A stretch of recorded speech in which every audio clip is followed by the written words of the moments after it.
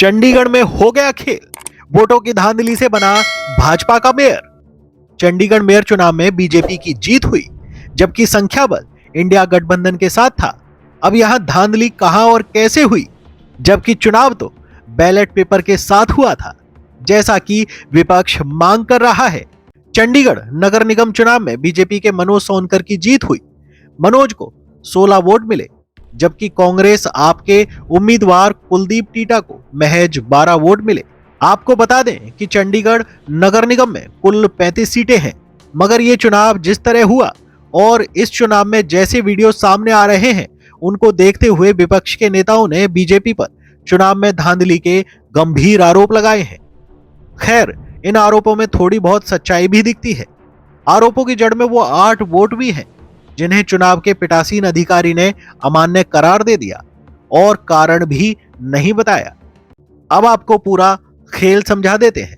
सदन में अकाली दल का सिर्फ एक पार्षद है। इसके अलावा इस चुनाव में चंडीगढ़ के सांसद को भी वोट करने का अधिकार होता है।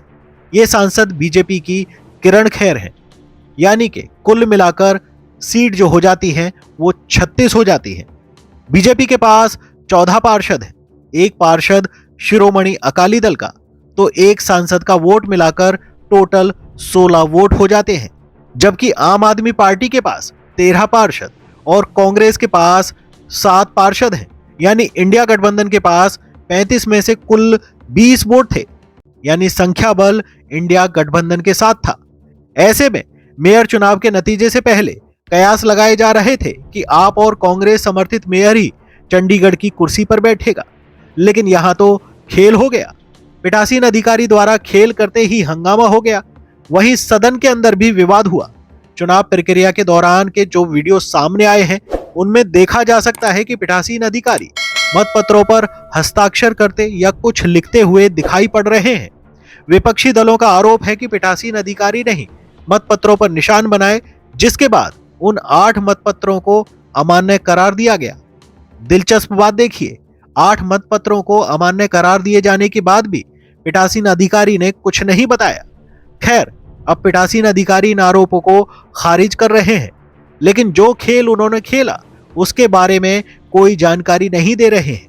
वीडियो में देखा जा सकता है कि पीठासीन अधिकारी जैसे ही चुनाव नतीजे में बीजेपी के जीतने का ऐलान करते हैं, तभी बीजेपी के मेयर पद के उम्मीदवार मनोज सोनकर को एक व्यक्ति पकड़कर लाता है और पीठासीन अधिकारी के उठने से खाली हुई कुर्सी पर बैठा देता है। बीजेपी जीत का दावा करते हुए जश्न मनाना शुरू कर देती है। वहीं आप और कांग्रेस के पार्षद इसका विरोध करते हैं।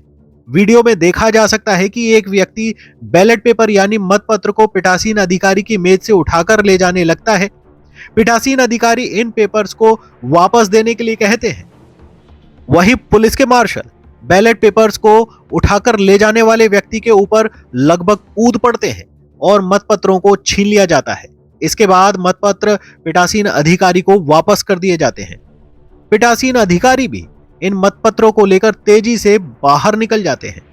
कांग्रेस और आम आदमी पार्टी का आरोप है कि जिन वोटों को कांग्रेस और आम आदमी पार्टी का आरोप है कि जिन 8 वोटों को अमान्य करार दिया गया, वो किस वजह से किए गए ये नहीं बताया गया।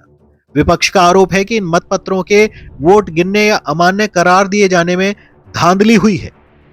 अब आपको बता दें कि वीडियो में कैद है कि कैसे प्रिसाइडिंग ऑफिसर ने अपने हाथों से वोटों पर निशान लगाए और उन्हें इनवैलिड घोषित कर दिया। वोटों को इनवैलिड घोषित करते हुए पार्टियों के एजेंट्स को बैलेट पेपर तक नहीं दिखाए गए और वोट कैंसिल करने का कारण भी नहीं बताया गया। गिनती खत्म होते ही प्रिसाइडिंग ऑफिसर जल्दबाजी और हड़बड़ाहट में बैलेट पेपर लेकर हाउस से क्यों चले गए, इसके बाद बैलेट पेपर के साथ क्या किया गया कोई नहीं जानता। क्या यही लोकतंत्र है? मतलब ईवीएम के साथ तो खेल सुना ही था, अब बैलेट पेपर के साथ भी झोल हो सकता है। आज साबित हो गया और पूरे देश ने देख भी लिया। लोकतंत्र की जय जयकार। आप सभी को धन्यवाद।